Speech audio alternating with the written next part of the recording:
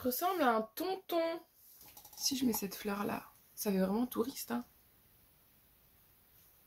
Ouais. Hey! Le reading rush est terminé et c'était très décevant. En fait, il y a ce moment où les premiers jours sont vraiment... Il y a l'adrénaline, on a envie de lire un maximum, donc on essaie de lire le plus, on se force. Et puis aussi, on commence par des livres qui nous intéressent le plus, donc on lit. Puis après, au fur et à mesure, on voit ça commence à descendre. On peut même voir en fait sur la courbe du site internet The Reading Rush que la courbe des lecteurs, les pages lues par jour, fait ça. Vraiment une chute universelle.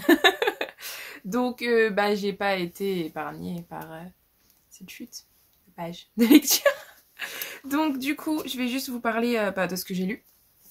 Je vais vous montrer les livres. Et vu qu'en fait, à chaque fois, j'ai oublié de vous faire un résumé des livres, eh ben, on va faire ça tout de suite.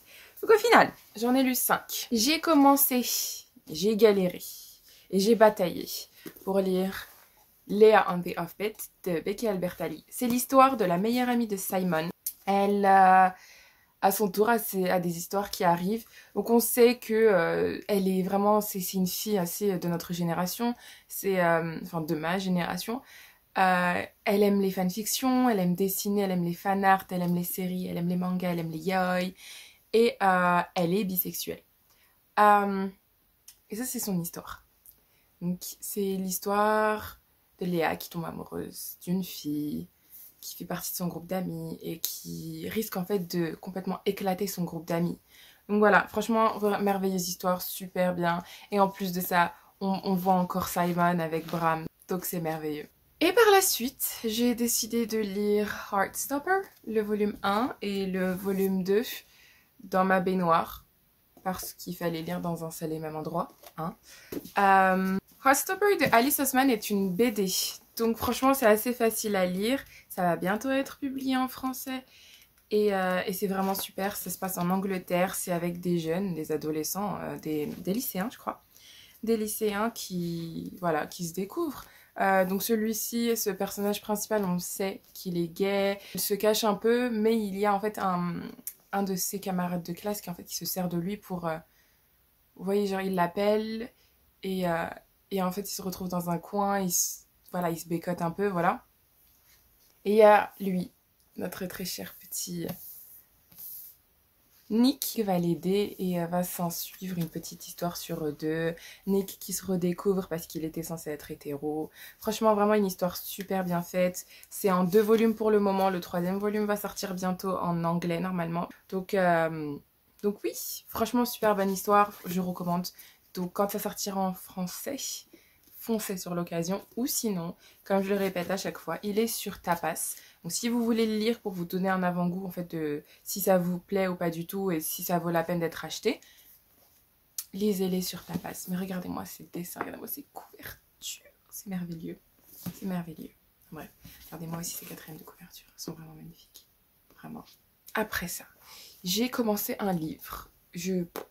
Voilà quoi. Nina m'a envoyé un message sur les pies et je suis obsédée par les pies. J'ai une obsession très mauvaise pour les pies. Si j'en vois, je peux m'arrêter, mais littéralement, je peux m'arrêter en voiture. Juste, mais au grand juste, pour les prendre en photo ou les regarder. Ce livre-ci est Flight of Magpies. Et c'est le 3e livre dans The Magpie Lord series.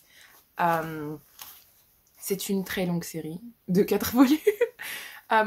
Non, pas 4, peut-être un peu plus. Mais après, il y en a. En fait, il y a 2 volumes, c'est pas sur Stéphane et Lucien. Donc voilà. Ça, c'est historique, fantasy, aventure policier.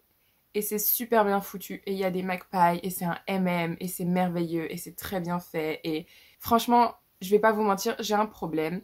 Les livres, mes coups de cœur, je les reconnais comment?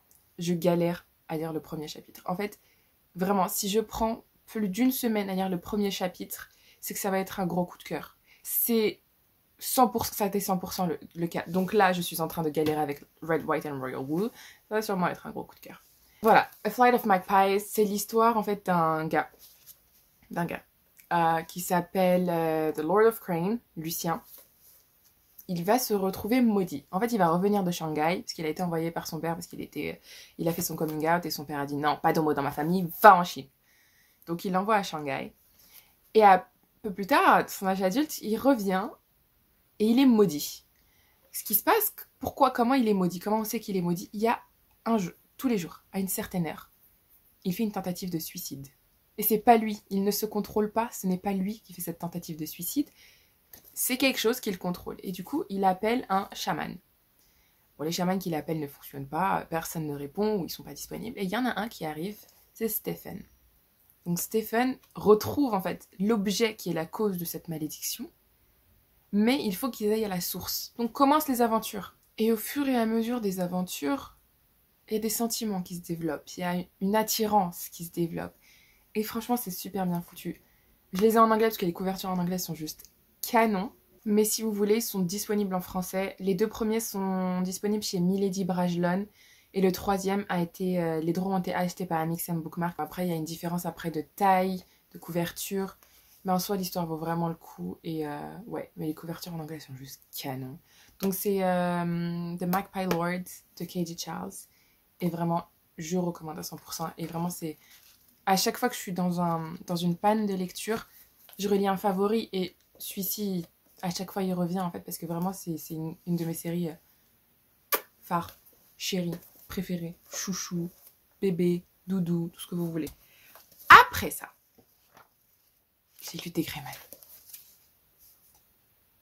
Desgrémades, je suis fan de Desgrémades depuis que j'ai l'âge de 13-14 ans. Ah bon, c'est tout? Je croyais que j'avais 11-12 ans. Non, 11-12, on va dire, ça fait 10 ans que j'aime. Oui, oui, oh, non, ça fait depuis 2008, ça fait 11 ans 11 ans Et vraiment, c'est un manga que j'aime beaucoup. C'est de Katsura Oshino. Pour l'instant, en français, il y a 25 volumes. Et c'est l'histoire d'Allen, un jeune garçon, un jeune Britannique, donc il s'appelle Alan Walker, qui en fait a un physique assez atypique. Il a les cheveux blancs, il a une grosse cicatrice à l'œil gauche. Et il a la main droite qui est toute rouge avec une croix. Et en fait, il peut carrément la développer de sorte à ce que sa main change de forme et qu'il puisse attaquer des démons. Parce qu'en fait, c'est le 19e siècle. C'est le monde au 19e siècle. Et il y a un gars qui s'appelle le Comte Millénaire qui crée des démons pour tuer les gens. C'est une histoire assez originale. Il y a plusieurs aventures, mais il va aussi à la quête de lui-même. Il a une histoire très, très lourde, très triste. Et là, on est en train de le développer. Ils sont en train de le développer encore plus après le volume 25. Et franchement, non mais ce manga, c'est mon chouchou, je recommande à 100%. Je suis complètement gaga. Et Alan Walker, c'est juste l'amour de ma vie. Donc depuis que j'ai l'âge de 11 ans, je suis gaga de ce gars. Et ça ne change pas. Même si le style de dessin change à chaque fois, je suis gaga. Enfin, pour compléter tout ça et pour vous dire à quel point j'ai échoué, Red, White and Royal fail. Parce que je n'ai lu que 13 pages. 13 pages. 13 pages et c'est très plat. Pour l'instant, bah forcément, on montre un peu ce qui se passe, qui est quoi, qui est comment, et ça me saoule. Ça va être long, donc voilà, Red, White and Royal Blue. C'est l'histoire du fils de la présidente des États-Unis, parce que c'est un monde utopique où le président des États-Unis est une femme, et en plus avec des origines latino. Et donc son fils, qui s'appelle Alex Claremont Diaz, bah en fait il va devoir aller en Angleterre avec sa mère pour le mariage royal. Et il va y rencontrer Henry, qui est un prince, et qu'il va détester. Et ils vont se détester.